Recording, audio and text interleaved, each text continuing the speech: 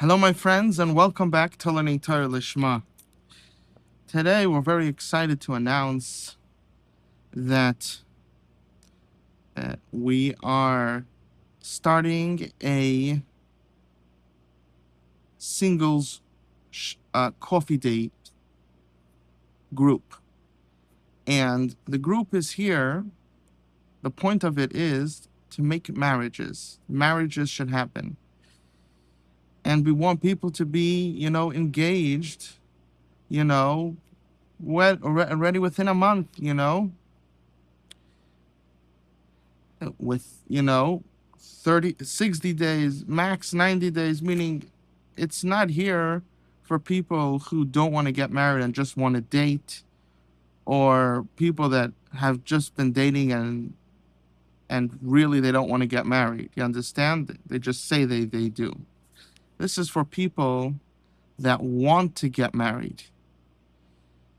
And it's this is going to be a very selective group. It's going to be for the younger folk, people that are 40 or above. This is not for them.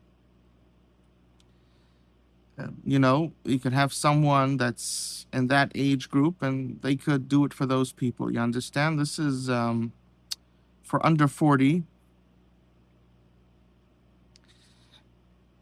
and there's going to be a certain, men could be up to the age of 39. Women have, since we're not doing men over 40, so the age that women will be allowed to be on the group will be at a younger age. Again, there's many sites and places you could go, and if you want to do things your own way, many shatchanim that will agree with everything you're saying, doing everything the hard way. This is for people that want to do things the proper way. It's not supposed to be that every time you try to serve God, you have to pull your teeth. You understand? That's not the way Hashem, God, wants things to be. It's not the way the Almighty's plan is supposed to work. And there's no reason for it. So this is a certain age gap, and I'll just say it's women under 30, with very rare exceptions above 30.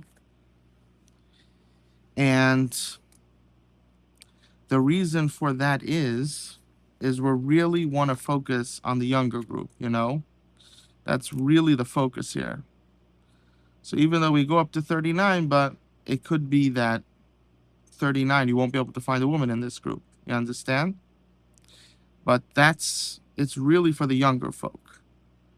You understand? It's for the young people, and then women who are a bit smarter and understand their value as a young woman, and are willing to marry men that are a bit older than in the Jewish world. Usually what happens, in the Jewish world, usually it's between 1, 2, 3, then 5, then 7, maybe 8 year difference. 7 is really maxing it out. You understand? That's just the way the Jewish frum girls think. But a girl that's smarter understands that men look younger today. You're able to take care of your health, and a man that's a few years older could actually be in better shape and stay in better shape than a younger man. You understand? It all depends if you take care of yourself, and if if Hashem, God, has given you good genes, that's for sure makes it a lot easier. But you also need to take care of yourself. So that's really what we're going to be focusing on. Now,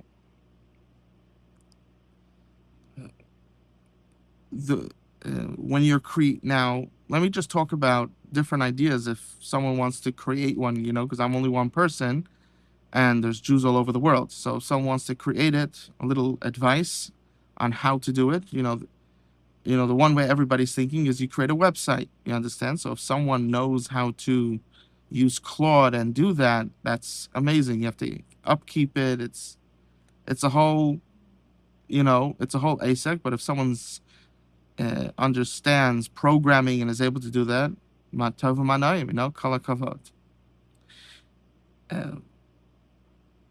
Now, if someone does, but doesn't have the time, or that's too much to put in, it's not going to happen if they have to do all that, whatever the reason may be, or most people they don't know how to do it. You could do Zoom, that's one way.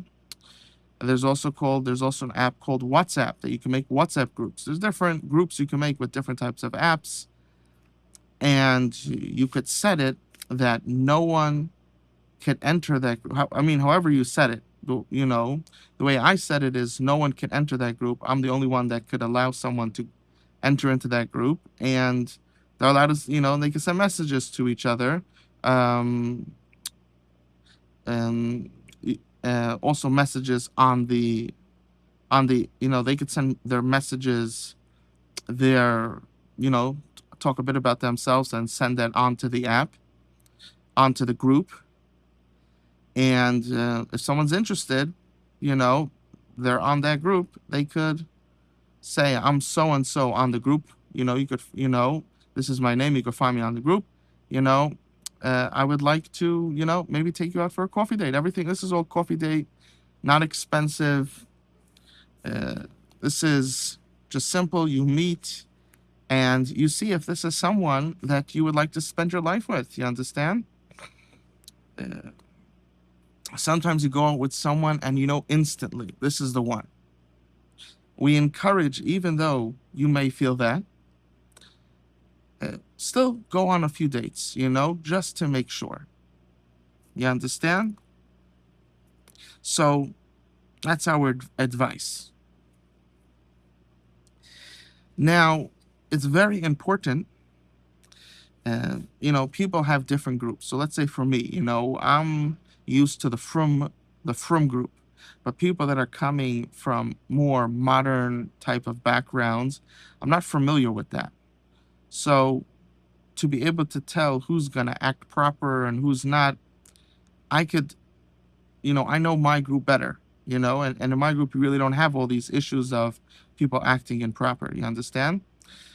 So, a person should understand what their group is, who they're catering to, and don't allow someone outside that group, outside of the people that you're catering to enter.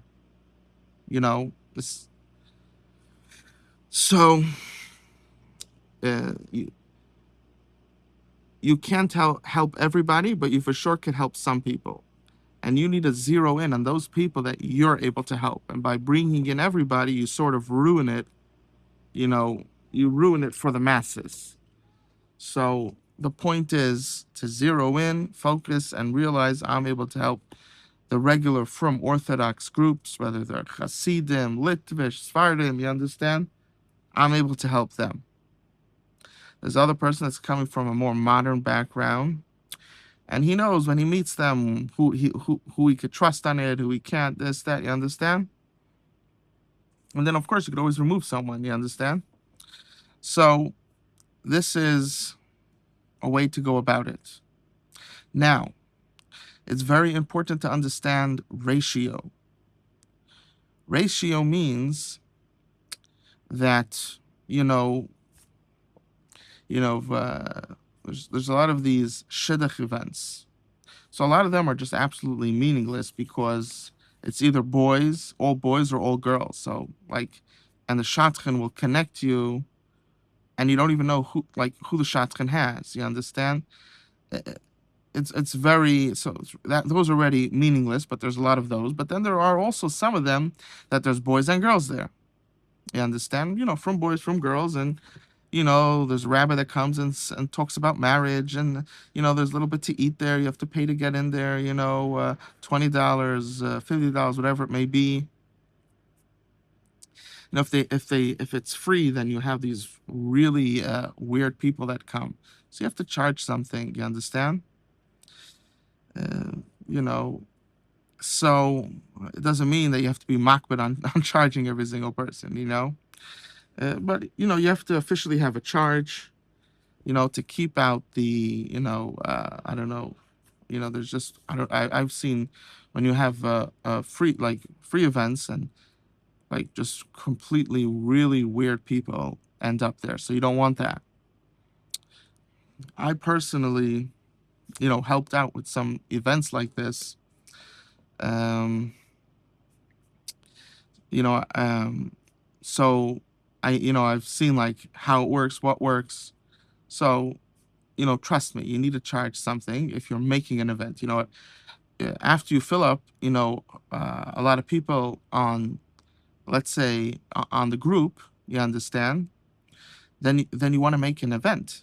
You understand? You don't have to, but if you're able to, that would be a good thing because then people really get to know each other.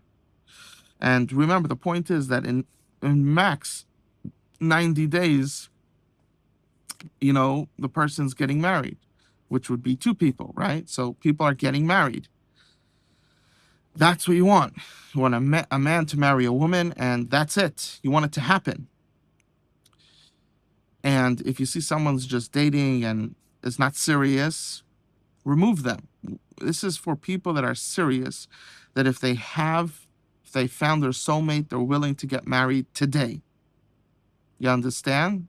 Now, of course, practically, you know, unless, I mean, there are rabbis that you could just go to them and pay them and he could, you know, make something in the shul and he get married that day. So I'm all for that. You understand? Most people, you know, they're going to make a big wedding, whatever it may be. It takes time. You understand? Also, I would advise that people don't wait to the last moment. Start learning the halachas of being married. Jewish marriage has certain laws to it. It's not a free fall, and there's certain laws about purity and how to treat your wife, how to treat your husband. For instance, there is a Jewish law that if a husband and wife are angry at each other, or one is angry at the other, we're not just talking about, you know, sometimes you get a bit angry, you know, this, that, you know, we're talking about there's a serious gripe. The law is you're not allowed to have intimacy. You're not allowed to have intimacy when you're angry at each other. This is a law. So there are laws, there are Jewish laws, and each one, you know, if you're smart, you start to understand the deepness of it. But you have to know, you have to trust God. You know, all these things, it really, without them, it's very hard for a marriage to last. This just the law we just mentioned that forces the couple to make peace. You understand? Nida makes it that for half a month you can't be intimate, and therefore you don't feel that it's like that it's a cone that you just kept on using. You understand? You feel rejuvenated. If someone constantly every day gives you pizza, eventually you don't want the pizza anymore. You understand? You have pizza for breakfast, lunch, and supper, and constantly you're having pizza. Eventually you don't want it anymore. You need to have a certain distance to keep the connection. You understand? And of course, Nida has many deeper stuff to it, absolutely. But just on a simple level, the Nida separates you for a half a month, and in that way, uh, the time, the second half of the month, or whichever it may be, the first half, second half, whenever she has her period, you understand, whatever it may be, it makes it all that more special. And I've seen this, that I've seen couples, they're like 70 and she's still serious in love with each other. You understand? So this is important. This is important. Of course, it's not the only the only fact of marriage, but this is a very important fact of Jewish marriage, and that is keeping the laws of Nida, the Jewish laws of purity, of holiness, when you're married, when you're together. So it's important, don't wait to the last moment. Start learning them now. And learning them, you never know the power of learning those halachas. You never know that could really push the needle and really give you siyata d'shmai to get married. You understand? So, so this is very important. Now, when you're when you're having this group, I've seen that there's a big issue that what sort of happens is when you have a shidduch event, you'll have 20 guys and 7 girls. You understand? You have 30 guys and 13 girls. You understand? What's the issue? So you say, okay, so some will get married, some won't. What's the issue? The issue is that in the psychology of the woman, she has to think, a woman needs to be machshev you. She marries you for status, respect. You understand? And if she doesn't see that you're a respectable person, that you have status, then she doesn't view you. Then it literally prevents her from looking at you as a good husband. Just like similarly, if a man is not attracted to the woman, even though she could have all the best traits, she could be easygoing, submissive, feminine, taking care of the kids she wants to, you understand? Everything. But all that, as important as it is, if the man is not attracted to the woman, he doesn't find her beautiful in his eyes, he won't be able to be a real husband to her. Sometimes families push, or when you're very young and naive, they push you into a situation that really you're not going to be happy with, you understand? But for a husband to really love his wife, for the deep love that he wants to share with his wife, for that to come out, he has to like the way she looks. And therefore, and once he likes the way she looks, then everything else,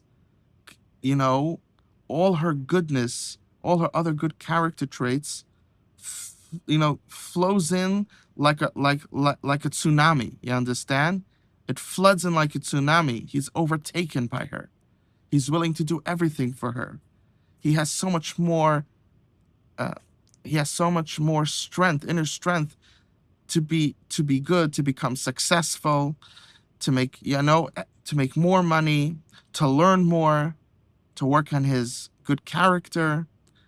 He has so much more strength inside of him. You understand? About all your good traits. But there's a barrier, there's a wall that blocks him from wanting to give you the world, and that is beauty. Are you beautiful? And there's nothing wrong with that. You understand? Now, there are unique people like the Chazon Ish. There are unique people, right? The Chazon Ish, he didn't even care how she looked at all. He only gave one look, before marriage, just because the Gemara says he has to. But to him, he could have married the most ugliest girl out there, and to him, he just didn't care about that. He was on a different, realm. You understand? He was a unique individual. But we should not look at the exception and think that that's the rule. The rule is the woman needs to be beautiful in his eyes. And the woman should try her most to be skinny, take care of her skin, her hair, and look good to in the best way that she's able to. You understand? And although there are a minority of men that find women that are obese attractive, there is something called shavu l'chol nefesh. There's something that everybody finds attractive, and then there are things that some people find attractive. A woman should strive to be in the category that's shavu l'chol nefesh, something that everybody finds attractive, not just some. Now, I understand for some people it's very, very difficult. You understand? It's not easy. We know we've talked about it. You really need to go to a health specialist, and you need to figure out what things are making you weight. There's these aura bands you could wear, or these rings you could wear that could really figure out how your body works, and you could eat properly for your body. It's not just eating healthy, but it's eating healthy that fits with your body. Your body can have certain predispositions, the way it reacts to certain foods, that it just takes it and blows your body up, and to other foods it doesn't do that. You understand? So you need to understand it's important to take time and to figure that out, and you have to also remember to maintain your good looks even after you get married. There's a lot of women, once after they get married, they start blowing up. You understand? You have to know how to keep that good look. Now, there's something that I don't see people talk about, but it's also something important. I find that there's a lot of men that the woman is trying to keep herself skinny and beautiful and gorgeous and feminine, you understand? But then the man comes in and is like, "No, honey, why aren't you eating this, that?" He doesn't respect her as an adult. You have to know your boundaries. She's an adult, and you don't tell her to eat. If she's not eating, she knows what she's doing. You understand? She knows, she knows what she's doing. You understand? Now, some women, they're so afraid to gain weight that they're not eating. You don't tell them to eat, just to eat, because then it breaks that control that they had over themselves, and then they just blow up.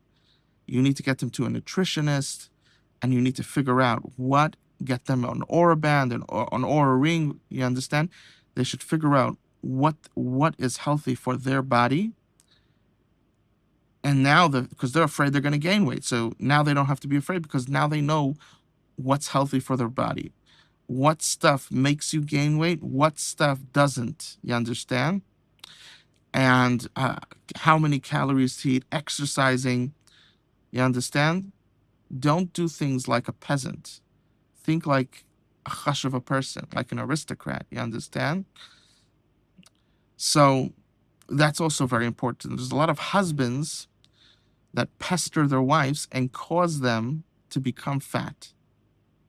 So that's also very important.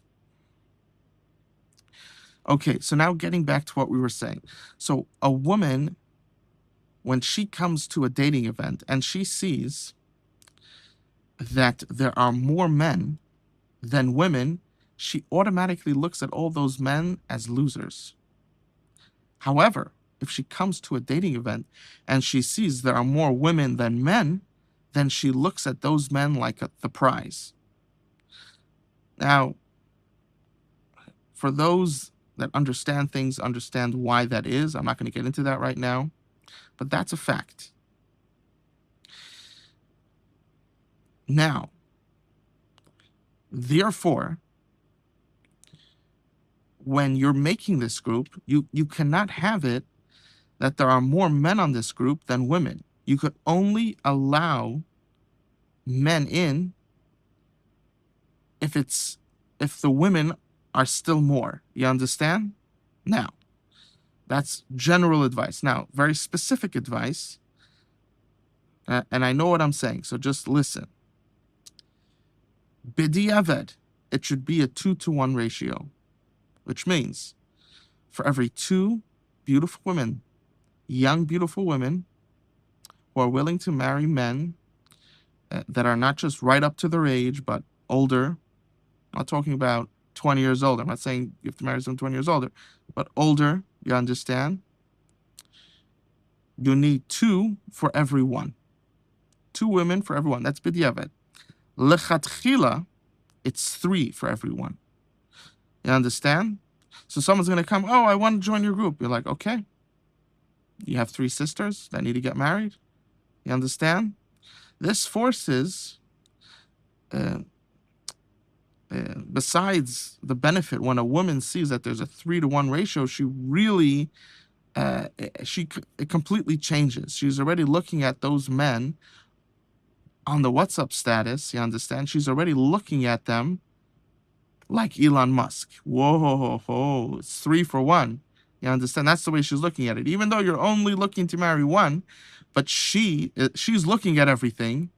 She's looking at all the men there and all the women there. You know, she's looking at everything. And she's thinking a lot about it, you know? And she's like, wow, there's 3-to-1. This must be very chashava men that are on here. And when she goes out with them, she goes out with a different attitude. And when she goes out with a good attitude, it's much easier to make a connection and to see if you could fit together. You understand? When she's close, when she was looking, when it's a 1-to-1 ratio, you understand? She's looking, especially when it's the opposite. There's like almost twice the men than there is the women. Then she's looking at you like a loser, and then you have to fix the fact that she looks at you like a loser before you could start a connection. You understand? So this is extremely important to understand. B'diavad 2-to-1 ratio, lechatchila a 3-to-1 ratio. So this is very important. This is very important. So that's the first thing. Now, I know, I understand people are going to have contentions. Why? I'm telling you, this is what you need to do. Okay. Now,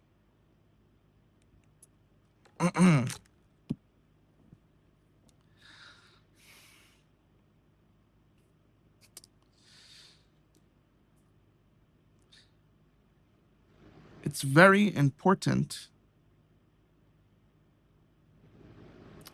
that you keep things holy. You're not lax. You're not like, oh, okay. It's very important. Let's say, you know, I'm from the Orthodox world. You understand? From Jewish Orthodox world, you know. You know, some people might say the right-wing Orthodox, you know, extremism. I don't know, you know. Whatever it may be, people, you understand? There's no touching before you get married. You understand? This isn't, you want a place that's not so from. There's plenty of those. You understand? This is from people. From people that want to get married and don't want to deal with the hassle and the nonsense and the control freaks in the shidduch system, with the resume and all that nonsense. There is no resume. There's no these numbers you're calling and making a person crazy. These are from girls, from boys, and you're going to have to start looking at your nation in a positive light. This negative light, we're just not going to, it just doesn't exist here. We're not going to allow it to thrive in our community. And you should not either allow it to thrive in your community. We're just not going to allow it. This guilty until proven innocent is just not going to happen. So when you're accepting people to your group, first of all, in my group, I'm going to be vetting each one. Each one has to talk to me. you know, and I have to see if they're a nice person. I don't need. I'm not interested in dealing with a bunch of control freaks. A bunch of very often the control freaks are the ones that love the resume. You understand? That's actually a trick. If you see someone really loves the resume, you could assume that that girl is a control freak. That's just what I find. There's other ones they do it because they feel they have no choice, but they would prefer otherwise. But the ones that actually want it, usually always they're a control freak. It's part and parcel. So this is, you need to meet with them. Now, preferably you should be married. But, you know, in the imperfect world that we live in, it's a very good chance you won't be married. You understand? And there's very little normal good people. So, you know, you really don't have a choice. You're gonna just wait around for the Messiah to come. Like, what are you gonna wait around? You gotta get up, get your tuchus up, and move. You understand? Gotta do things yourself. Now, you in life, usually you will not have optimal, you know, an optimal conditions.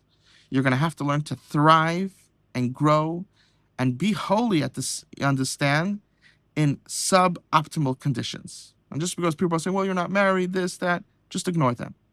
They are part of the problem. And you need to know that and just ignore them. Don't let them onto your group, that's for sure.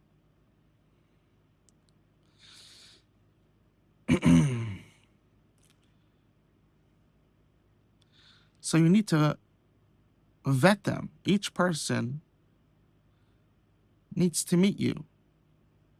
Now, if you create a website and this and that, it could be a bit different, you understand, because it's that. But when you're creating a WhatsApp group or something like that, this is more personal. And here you want people to know that every person that was accepted, they met someone who's intelligent, responsible, has wisdom of life, and spoke with them and believes them to be a good person. And people should feel safe to go out with whoever's on the group. And that's it. You understand? If people start asking you, well, how did you vet them, this, that, okay, you're not accepted. This is not, you're not here to prove and you know, all that type of stuff. You're here to create a service.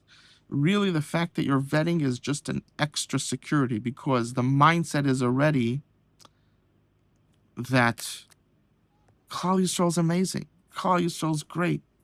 The women are great. The men are great. That's the attitude. It's just an extra security and to a certain extent a responsibility, because you're creating the group. So you're just gonna meet with them for a little bit, you know. Sometimes you go out with somebody you're not sure, say, listen, we need to meet again. You understand? Or you need to, you know, if they don't have the time right then, or to ask a few more questions, this, that, you understand? Really, sometimes you might want to just call the Rav, or call a from person that they know, that's a respectable person. Nothing deep, you understand? Just keep it simple. But the attitude going in is it's just an extra precaution. It's not that we're really suspect that maybe this is like this woman or this man, maybe they're going to act out some horror movie. That's not what you understand, that's not what you should be thinking, and that's not the attitude. It's just what we call an extra precaution, you know, a slight extra precaution. Nothing big. You just, you know, you talk with them for a few minutes. Sometimes you could do it with Zoom. Sometimes you meet them in person, or you know, FaceTime, whatever it may be. You know, WhatsApp also has a video, you know. And, that's it. Very simple. You understand? Not complex. And a person should be intelligent, so they're able to pick up things. People that are not so smart, it could take them forever to get something. The person doing this needs to be smart. So if there is something, they're able to pick it up because they're smart. You understand? So that's the structure.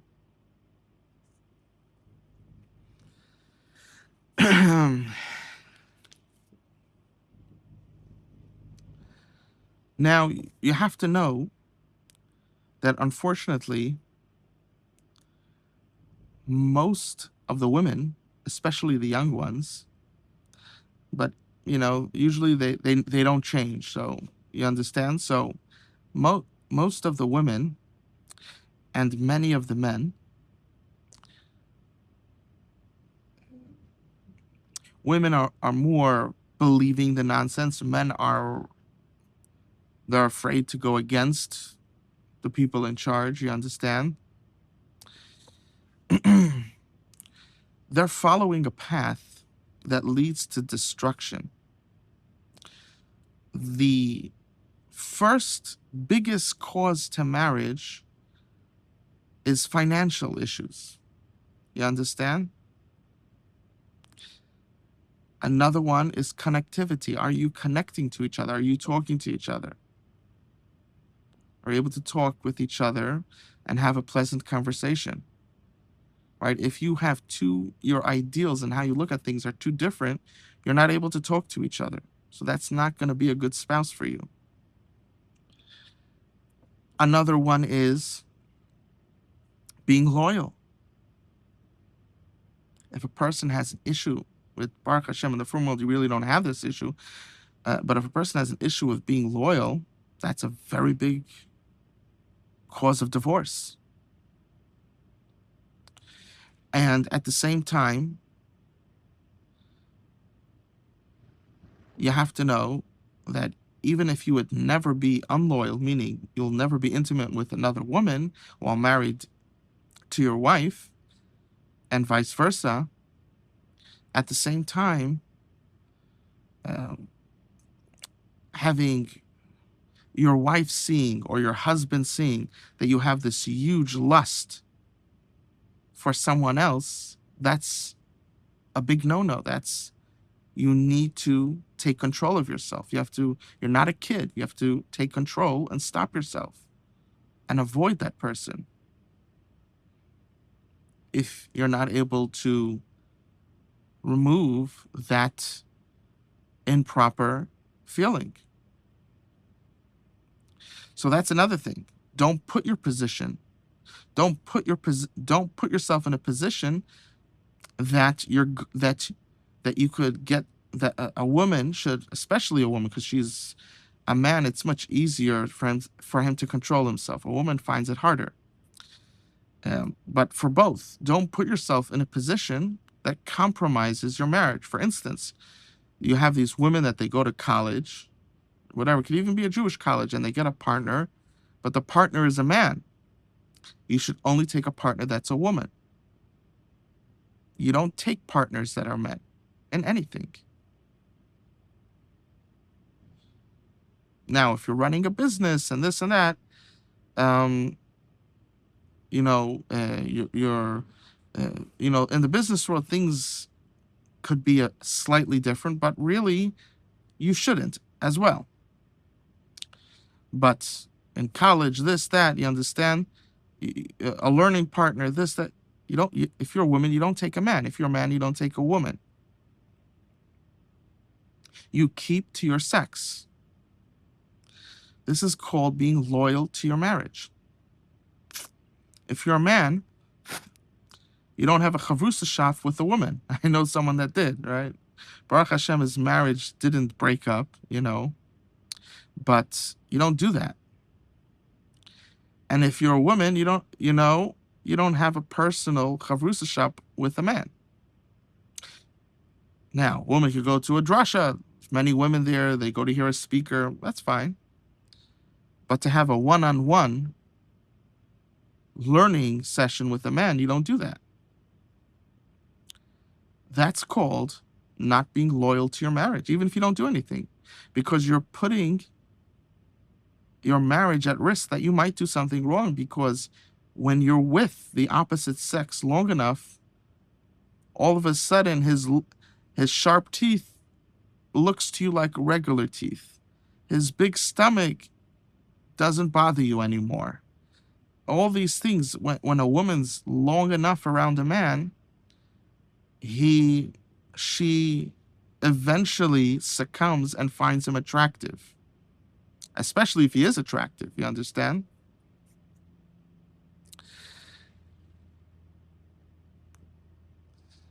So this is extremely important. This is for frum people. This is for aristocrats, high-level people, not people that can't control themselves. That's not what you want to invite into your group, especially into your life.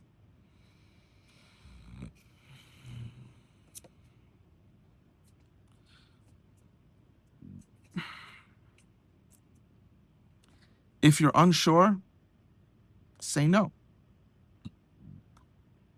Or just say, I cannot say yes at the moment. This is supposed to be a safe place and a good place. So this is extremely important.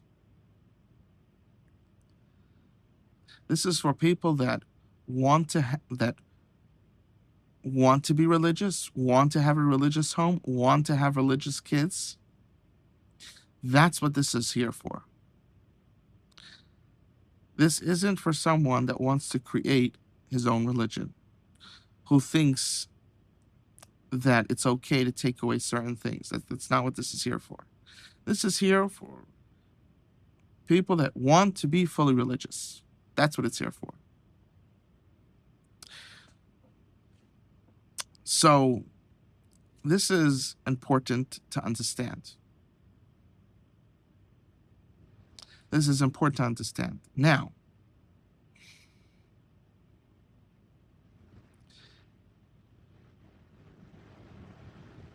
it's the dress, the way the man dresses, the woman dresses. First of all, has to be bitsnias.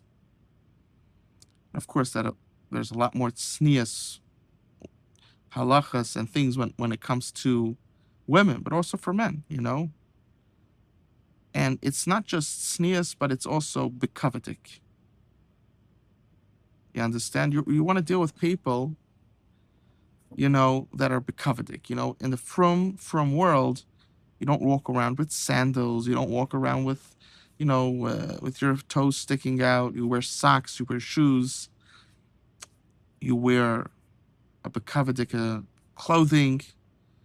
Yeah, you know, white shirt, a black, you know, rekel, a black, you know, a black, or you know, suit. You look bekavedik. You dress proper. This isn't for those ripped jeans. You understand? It's that those people can make their own group. This is for people that are bekavedik. You understand?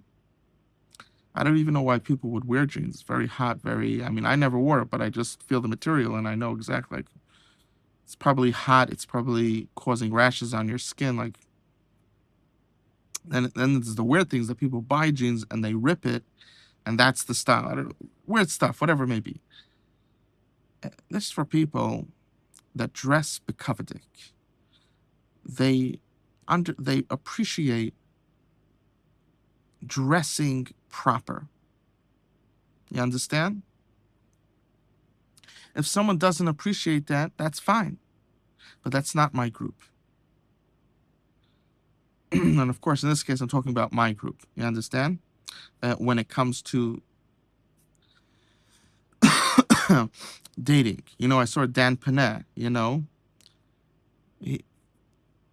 people pay 20,000 for whatever it is, 2 weeks, whatever it is, and he trains them. Someone walks up there without, the suit and tie and looking like a mensch, he just kicks them out.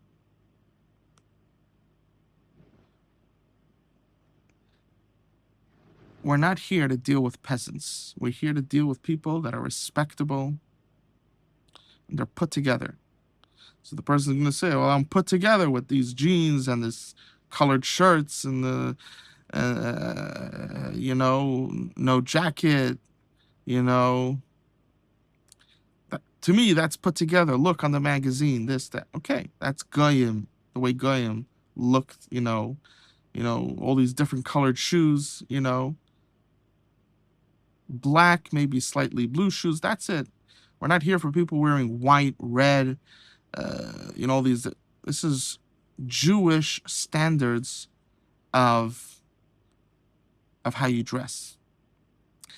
Now, at the same time, there are many types of jobs that when you work, you wear polo shirts, you wear certain things because, some people will wear white shirts and, a white button-down shirt like this and everything, no matter what, you understand? But it's understandable that there are many types of jobs that people are working, HVAC, this, that, and there's even in the Hasidic world, which people are thinking like ultra orthodox, right? Even in the Hasidic world, there are certain types of clothing that is considered proper, and it's not, it's considered proper to wear when you're working. There's many types of jobs that you can't. It's very difficult to wear these type of clothing because it just gets ruined. You need the polo, you need the slightly other types of clothing for it to work, but doesn't mean you have to wear jeans. Jeans, in the Frum Orthodox, world, we don't wear jeans. We wear nice black pants. So you might have to get a little rougher type of pants, black pants, just because of you're working, so it shouldn't rip, Some people wear just, regular black pants. You buy it in Walmart, sometimes you get a little thicker one, but we don't wear jeans. Jeans is what peasants wear. It's not what aristocrats. I mean, unfortunately, today you do. For some reason, everybody wants to look like a homeless person. You understand? These ripped jeans and this, that. The jeans, even if you have black jeans, it just represents that hefkerus. It's just going into their world. You don't want to be like them. You want to be high class. High class doesn't want to have anything to do with peasants, with low class. And it's not that we don't wish that they become better and they become high class. Of course, we want them to. But just because you want something from you want people to have a better life, doesn't mean that you should become look like them. No. You have to respect your aristocracy if you want to be one. You don't have to. Each person, it's their decision. But in Judaism, that's part of Judaism, is dressing, wanting to have a different dress, a refined look. You understand? And at the same time, not too flashy. It's not, wearing golden chains and all this stuff. A refined, humble look. That's what Judaism looks for. That's why it's like black and white. You understand? Some people have a blue jacket, whatever it may be. You understand? But we're not wearing gold jackets. It's blue and black. You understand? Most people doing black. And that's it.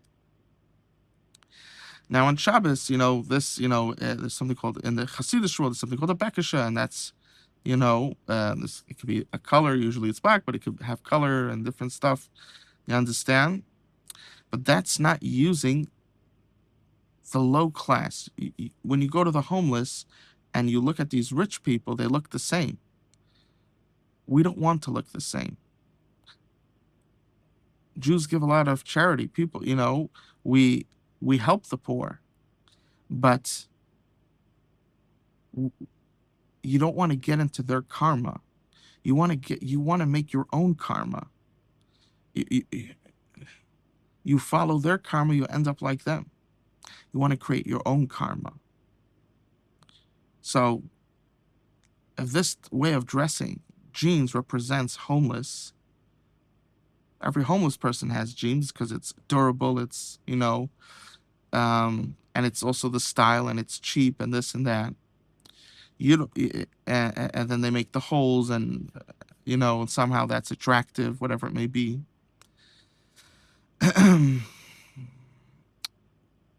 you want to, if you want to be successful, you want to surround yourself with successful people who are successful, not just financially, but spiritually as well. You understand?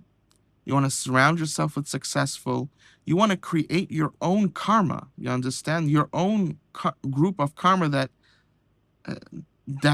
is of aristocracy. Aristocracy has its own, should have its own dress, its own form.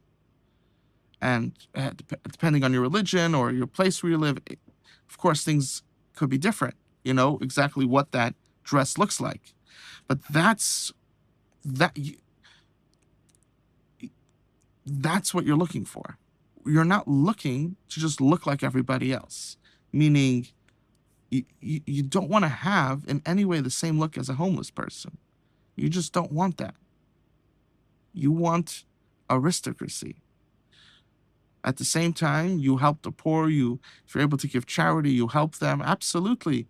If you could, sometimes when people are already old, it's hard to change them, but lots of times you could help their kids and they could become successful. You could bring them into aristocracy, understand? But that's what you do. So this is important. Have style.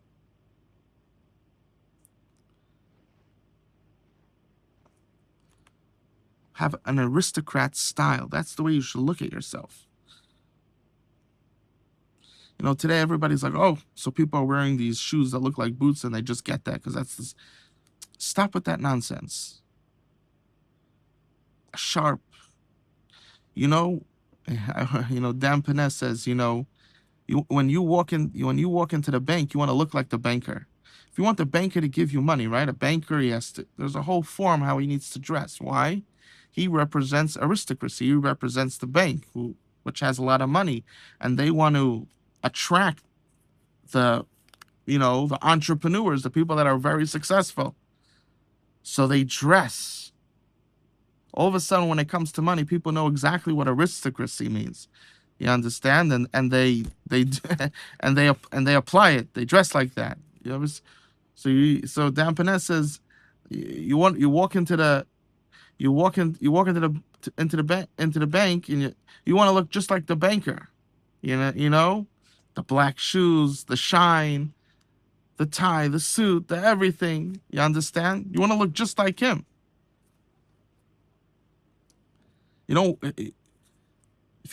That's how you have a good chance to get the loan. You walk in with ripped jeans, looking like a homeless. Even if you're worth a lot of money, there's a very good chance you won't get the loan.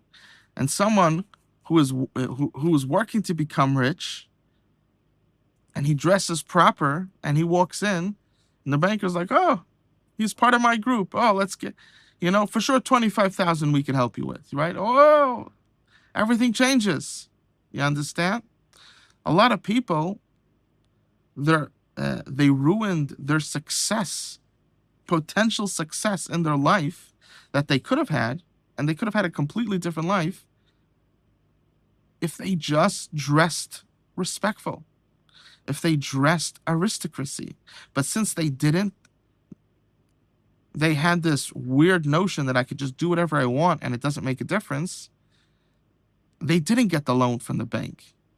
That woman didn't marry them, didn't even want to be with them. Their whole life could be ruined just because they want to dress not like aristocracy. You understand? So this is important. And Judaism realizes this and understands that this is very much part of being successful. And therefore, Judaism encourages to dress aristocracy. It's not an obligation, but it's the closest thing to an obligation. You know, if you dress like a, if you don't dress that way, people, you're not really accepted. You need to dress proper, aristocracy. You understand? So this is important.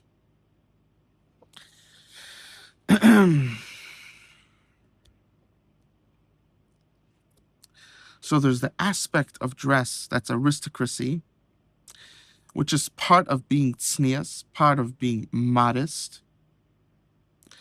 And then there's a part also that's holiness.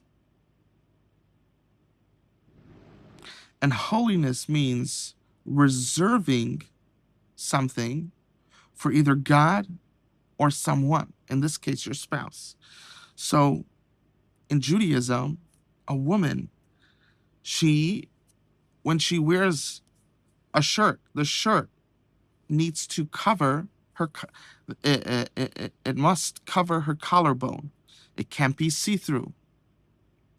When she wears a skirt, the skirt needs to cover her knees. And it should be a bit longer so that when she sits down, it still covers her knees. You see these women that they're fighting with their dress as they're sitting. Or, it's not proper. Now, if a woman really wants to really do what God wants, then the skirt goes down to your the upper part of your ankle. That's if if she really wants to get good points with God, that's what she should do. That's that's a secret that might not every woman know, but that's, if you want to get good points with God, do that. God loves modesty. You understand? God loves it.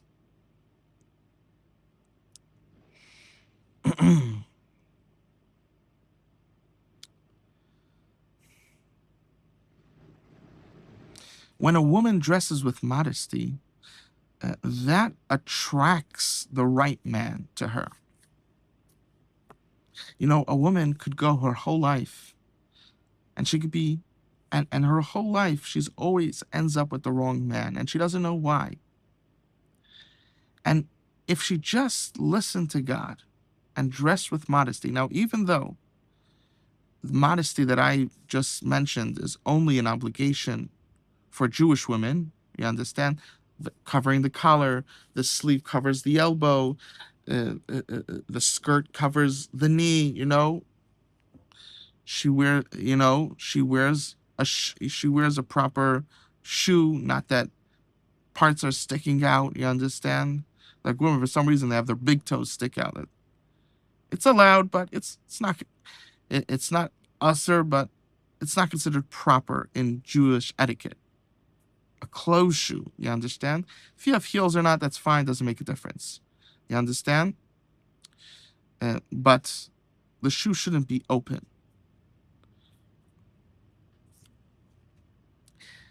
Even though these are obligations for a Jewish woman, but if someone that isn't Jewish dresses proper, like what's that Pastor Manning? You see how his wife dresses? She dresses, if she was in a Jewish neighborhood, you might have thought that she's a Geiris. Why? She's not Jewish, but her modesty, her feminism, the fact that she listens to her feminism caused her to dress exactly the way God wants a woman to dress. You understand? So this is extremely important. And there's a lot of women that they're crying and they go to psychologists, they spend so much money and their whole lives are ruined. And they have kids from all different fathers. It's a whole hassle.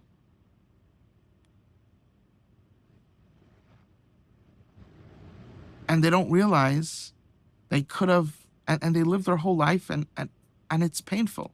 And they don't realize that they could have avoided all that and attracted the right man Because there are men that are looking to knock out a woman, and then there are men that are looking to marry a woman.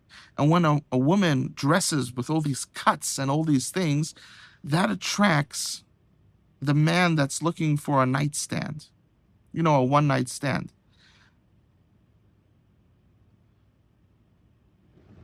And and men that are looking for a wife look at that and are like, she's showing, she looks like a prostitute. She's showing her whole body, this, that. Why she doesn't have to show that. She could cover it up. You understand? She could respect her beauty and save it for her husband. And obviously, if she's not wife material. She's not thinking enough about being a wife, about being, she might be wanting kids. She might be a gold digger. She might have other things, but it doesn't show that she wants to be a wife, that her beauty is for her husband. And because of that, when a woman dresses with those cuts and all those things, the man that's looking for a one-night stand comes up to her, but the man that's looking for a wife doesn't. He's looking somewhere else. He's trying to find someone that's dressed with proper aristocrat etiquette. Unfortunately today, aristocrat etiquette is just to have a nice dress with all those cuts. But that's not real. It's fake. You understand?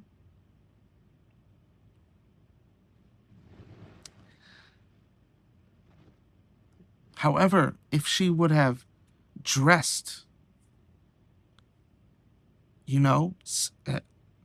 dressed with modesty, if she was getting in touch with her feminism, not her evil side, we're talking about the good side, the holy side, then she would look like Pastor Manning's wife. You understand? She would be attracting that guy that's looking for a wife. All of a sudden he sees a modest woman. It's like, oh, here's a woman that's saving her beauty for her man. Oh, it's completely different. And what's interesting is the man that's looking for a one-night stand, when he sees a woman with modesty, either he respects her and doesn't try to entice her, or he's like, I'm not going to succeed with her because I see the way she dresses that she's not looking for a one-night stand. She's looking to find the love of her life. So he doesn't approach her. You understand? So dressing modest pushes away the geeks, the people that don't have control of their body and are looking for one-night stands, looking for hookups. It pushes them away and brings close the men that want to take the woman serious. I want you to be my wife. You understand? Just look at the beauty. When God says something, whether he obligates you or not, of course, if he obligates, you have to put even more effort to make sure you do what God says you have to do. But also, when God, implies or says he would like this, even though he doesn't obligate you, don't just throw it away. Oh, I'm not obligated. Okay. God is giving you advice. Who do you think created everything? The Almighty. And he is giving you advice. Maybe think into it a little bit, learn the wisdom, get a little inkling of the wisdom of God, of why he said it. Stop acting like a peasant. Get yourself, if you're a peasant, you could raise your status. Raise it. There are a lot of people that they think they're aristocrats, but they're really, the story with the king, there was the king's son and there was a commoner boy that looked the same, and they switched places, and he was having so much fun, and the king's son jumped into the mud with and was and so the pauper and the king and the king, so the pauper switches with the king's son, and now the king's son is acting like the pauper and jumping in the mud. So you have people that come from aristocracy, but they want to jump in the mud, and eventually that leads them that way, whether it's them or their kids, or it leads to drugs, and because they don't respect themselves.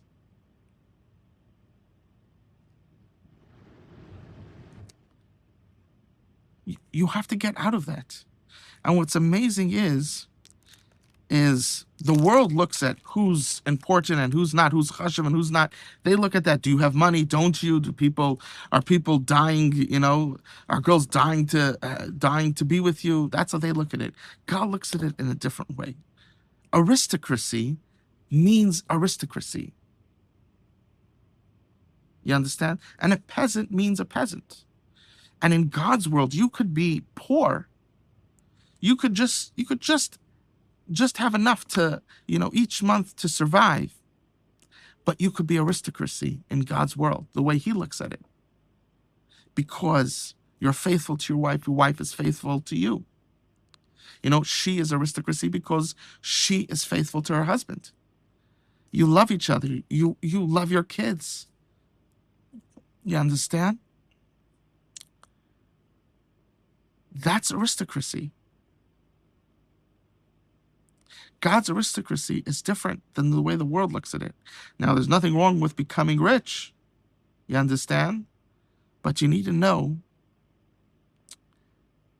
the way God looks at it. That's what we're talking about. So you have to know if my words, people are getting, overprotective, I'm not talking about the way the world looks at aristocracy and a peasant, this and that. I'm talking about the way God looks at it. These people that they have a lot of money, but they give such bad morals to their kids that their kids end up on drugs and many of them die. You understand? They lose their family fortune.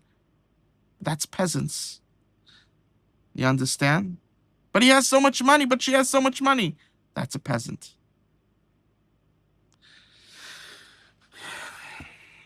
So this is extremely important to understand. That when you're making the group, you're looking for aristocracy, people that understand what God's aristocracy means. Now, the truth is that today, depending on where you are, if you're in the Frum Jewish world, there are certain challenges of boys and girls being brainwashed with kollel, not knowing how to support themselves. A man not knowing how to support himself because the yeshiva never taught him. Parents never taught him because they just think kollel. If you're in the secular world, people, thinking that money means aristocracy, and they think that you could when you have money, that's aristocracy, and you could dress like a peasant, but that's not a peasant. No, that's a peasant. You understand? Depending where you are, there's different challenges, and you need to realize that and look for the people that have the proper understanding. And you need to open up, create your own website, Rumble, YouTube, whatever it may be. I like to stay away from like Facebook and Instagram and what's that other one called? The Chinese thing, whatever that's called. I like to stick away from those because those seems it's very sexualized. So I really don't like. I find that YouTube and Rumble is a bit better because they're not just like throwing at you, the sexualization, that you sort of happens there. It's Rumble, YouTube is more to upload your content, and then they give Instagram and what's it called, Facebook. That's more to get to know people. But then it just turns, but because it's open to everybody, it just turns into a degenerate place. So, you know, now you could always have someone that, if you have the money, that they could do it, if you know how to do it. But, everything takes time. And when you make things too difficult, you don't end up doing it. So you want to keep it to the simple thing. YouTube, Rumble, keep it simple. Keep it simple. So you need to talk about in your group that you're going to be dealing with. Doesn't mean you can't, if you could give advice to a different group, you could say, listen, you could also give advice. But of course, the main focus is going to be the groups that you're dealing with, the mistakes that they're making, and you need to give shiurim, you need to give classes on it and teaching them what God thinks you should do, and then explain the word of God, why it's so beautiful. There's no reason just to do everything brainless. The word of God is so beautiful. You understand? Explain it. Learn about it yourself to understand it. And give it over. Because it's going to be hard to fix each, to sit and talk and fix each one. It's very difficult. But if you see there's the woman that she's very nice, but she has, or the man, he's very nice, but he or she has certain things that are very not conducive and are improper the way they're thinking, very inconducive to life and marriage. And you're not interested in getting people married and then they get divorced. You want it to be that there's a 90% success rate. You understand? At least 90%. 100 is what you're really aiming for. So people need to fix themselves. And so if most people are going to be having issues that need to be fixed, and although therapy might work a bit when it comes to a woman, and that's only if she has a good therapist. Most of the therapists today are going to tell you LGBTQ. They're going to tell you all these weird things. You understand? A person has to the only way to change is you need to decide that you want to change, and then you need to make slow increments. You need to force yourself to do what's right, and you slowly change. That's the only way. So that's what you need to do, whether you're a man, you're a woman. You understand?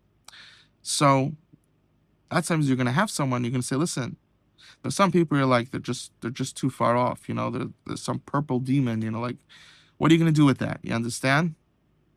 It'll take you a lifetime to fix someone like that. And by the time you fix them, they're going to be like 60 years old. So you understand? But there are a lot of girls and there are a lot of boys that a few things, not crazy, but if they fix it, it's taking, instead of 60% that they won't get divorced, or 70, we're going to have a 95% rate that they won't get divorced, and they'll have the wisdom to choose the right man, to choose the right woman. So you need to make sure that people could listen to, that they could get that wisdom, achieve that wisdom, and become aristocracy fully. You understand? And that's what we do. We try our best. We give shurim, on topics that, sometimes people don't like to hear. But the thing is if the person, this is not for people who just want to live in a lie. The thing is, for those people who are truth seekers and they do change, their whole life changes. We're here to help those that want God, that want to be helped. You understand? That's the point. All these people that, are rebelling and don't want God, good luck changing them. That's not the point. The point is to help those that want help. You understand? And at the same time, sometimes it's a lot easier, makes it easier for people to hear it when someone isn't telling it to their face. When they hear it on you made a shir about it, you made a class about it, and then they could just go there and listen to it. You don't know that they listened to it, or even if you do, you didn't say it to their face. You understand? It's easier for them to accept. It's easier for them. There's no point of bedafka trying to make it harder. You understand? Unless you're trying to become a real strong person, then you want to force yourself into, difficult situations. No, tell it to me the hard way because you want to become a strong person. You understand? It could be a different scenario, but we're talking about regular case scenarios. No point in dafka doing things in the hard way. So just be pleasant, be nice, and people will really appreciate that. You understand? And you could tell them, listen, I think you would be great for the group, and I think you could find an amazing husband. I think you could find, a wife that will adore you. But at the same time, I don't want in my group people getting married and then getting divorced. And therefore, I think there's a few things that you need to work on before. And I have some shurim on it. You could give her other, other good people that talk about it. Listen to them, and come back to me in a month. Come back to me in a month and a half, 2 months. You understand? Okay? And hopefully by then you'll be able, because I want you'll be able to get married to someone and you have 95% success rate. Hope maybe even 100, right? I just don't feel comfortable that you're around 60, 70. That's not I don't want that for you, and I don't want that for my group. I want that it has a good name. And people will respect that. If they don't respect that, then you know that they're not shaykh to your group anyway. They're not good for your group. People will respect that. But good people that you're able to give goodness to them, they will respect that, and that will work. So this is extremely important for people to understand how to go about it, creating the group, this, that, I've created it. And you take it from there. You take it from there. And just, you make the world a better place. The world is such a better place when a woman finds a man finds a woman, they fit together. It's so beautiful. In Judaism, today, I'm ready for over, we're talking about, over 500 years already. In depends if in Ashkenaz, which includes Ashkenazim and Hasidim, you're only allowed to marry one woman. So Cherem D'Rabbeinu Gershon. In the Sephardic communities, more around when the Sephardim were kicked out of their lands and they came to live in the Litvisher, places, and in Eretz Yisrael, they took upon themselves to only have one wife. And this is really the teaching. In Judaism, it's permissible to have more than one wife. However, it's very much encouraged to have one. And we find that this is the Avos HaKadoshim. This is what they wanted.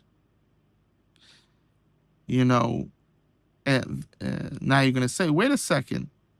Didn't Avram Avinu have Hagar? Didn't Yaakov Avinu marry the two the maidservants of their wife, and he had Rachel and Leah, Rachel and Leah, there was more. They had more than only Yitzchak had one, had one wife. Uh, the, Circumstance caused that Avram and Yaakov had more than one wife, but they wanted only one wife. When Yaakov married Sarah, he originally only wanted Sarah, but then Sarah, who God told him, listen to the voice of your wife. In this case, Sarah was had a lot of wisdom.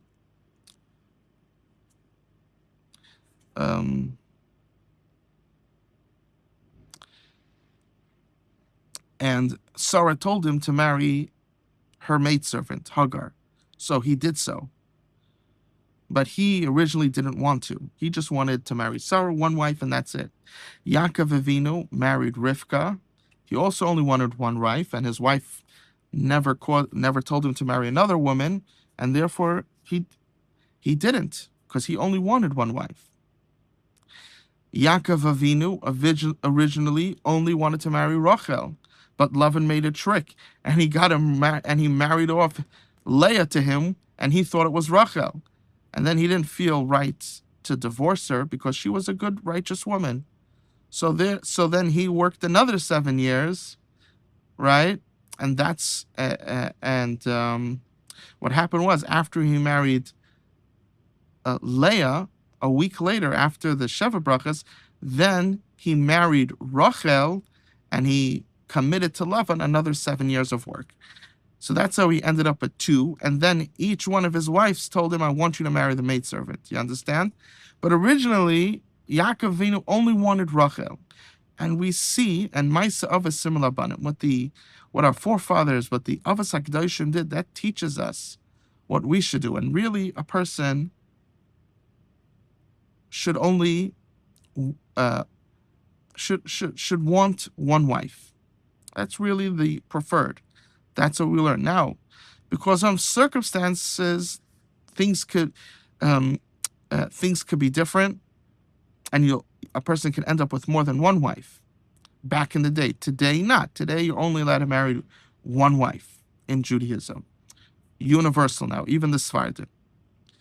So that's the scenario.